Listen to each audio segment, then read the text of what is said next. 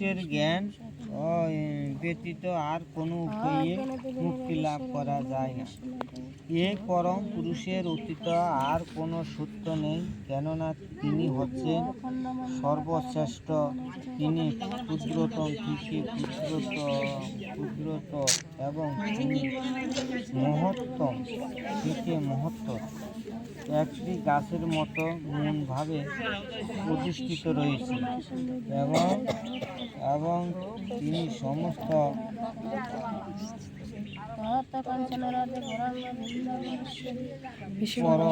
পরভূমকে আলোক উচ্ছ্বাসিত করে রেখেছেন।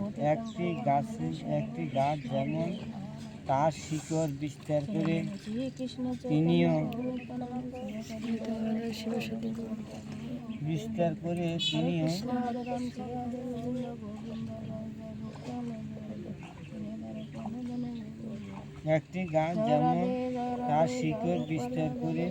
তিনিও তেমনি তার বিভিন্ন শক্তি থেকে বিস্তার করেছেন। এই সমস্ত স্বরূপ থেকে আমরা অনায়াসে এই সিদ্ধান্তে উপনীত হতে পারি যে পরমেশ্বর ভগবান হচ্ছেন পরম তত্ত্ব, যিনি তার জড় চিন্তায় অনন্ত শক্তির প্রভাবে সর্বব্যাপ্ত। আছে দেখান কইব দতটু দ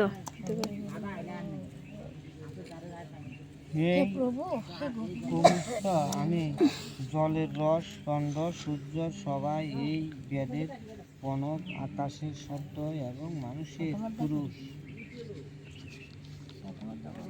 এই শ্লোক বর্ণনা করা হয়েছে কিভাবে ভগবান তার বিভিন্ন জড়া শক্তি ও কৃত শক্তির দ্বারা সর্বোচ্চ পরিব্যাপ্ত।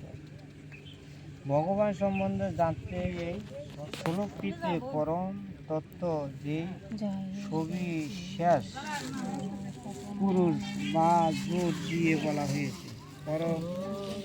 পরমেশ্বর ভগবানের সবিশেষ যত্ন সম্বন্ধে বলা হয়েছে।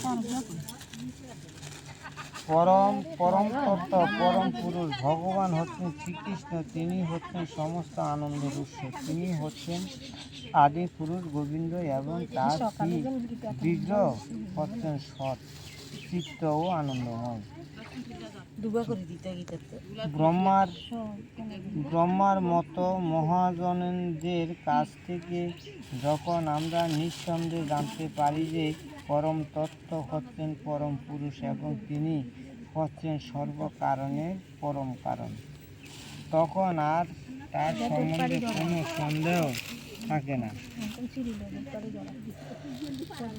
এই জড় জগতে ব্রহ্মা হচ্ছেন প্রথম জীব। সুর, অসুর ও মানুষের মধ্যে তিনি হচ্ছেন শ্রেষ্ঠ।